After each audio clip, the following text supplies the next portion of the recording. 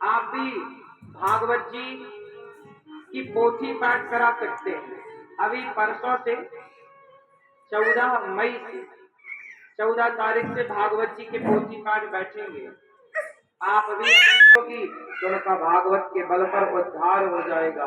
राजा परीक्षित जी ने भागवत सुनी, धुंधकारी ने भागवत सुनी तो उनका उद्धार हुआ। ऐसे भागवत जो जो सुनता है उनका उद्धार होता है। भागवत जी सुननी चाहिए, भागवत जी सुननी चाहिए। कितने लोग मानते हैं इस बात को कि भागवत सुननी चाहिए? सुना करो। अभी परसों एक माँ आई, बोली महाराज जी मैं भागवत सुनना चाहती हूँ। मैंने कहा सुन लो।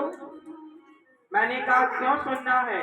बोले मेरा बेटा शराब पीता है और मुझे विश्वास है कि वो भागवत यदि मैं कराऊंगी तो मेरा बेटा आएगा। ये माँ भागवत सुन रही है?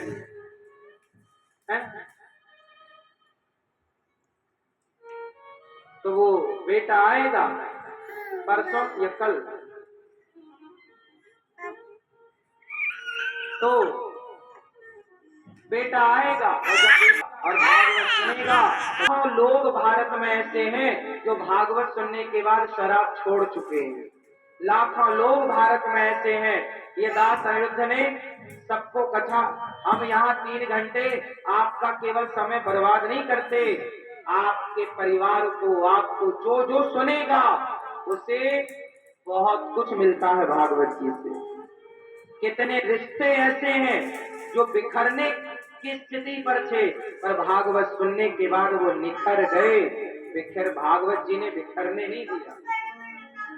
भागवत जी सुनोगे, माँ बाप भागवत सुनेंगे तो बच्चे आएंगे, कथा सुनेंगे, उनको सही ज्ञान मिलेगा, सही राह मिलेगी, सही दिशा मिलेगी, संस्कार मिलेंगे।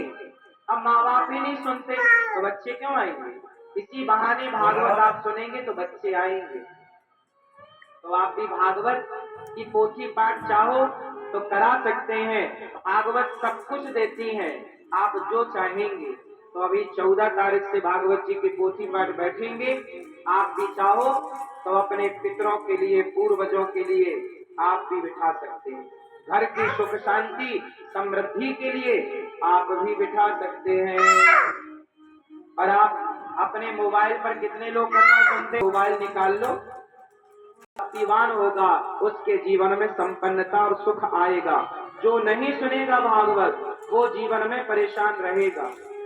सत्संग से जुड़ने के बाद दीपक जलाओगे तब ना प्रकाश होगा कमरे में। ऐसे जब भागवत सुनोगे तब जीवन में ज्ञान की रोशनी होगी। जब तक भागवत नहीं सुनोगे तो ज्ञान की रोशनी कहाँ से लाओगे? इसलिए आज के यूथ को, आज के नौजवान दोस्तों को, बहनों को कथा जरूर सुननी चाहिए। और बच्चे तब सुनेंगे जब माँ बाप इसी बहाने चल बेटा वृंदावन चलते हैं, लाओ पकड़ पकड़ के बच्चों को, चलो 7 दिन कथा सुनो। इसी बहाने बच्चों का ज्ञान बढ़ेगा। हाँ, ज्ञान जब बढ़ेगा जब कथा सुनेंगे, सत्संग करेंगे। तो आप भी इस परिवार से जुड़िए और आप भी औरों को जोड़िए। ये परिवार अभी 1,40,00,000 पहुंचे तो द्वारिकाधीश के द्वारपालों से सुदामा जी की भेंट हुई।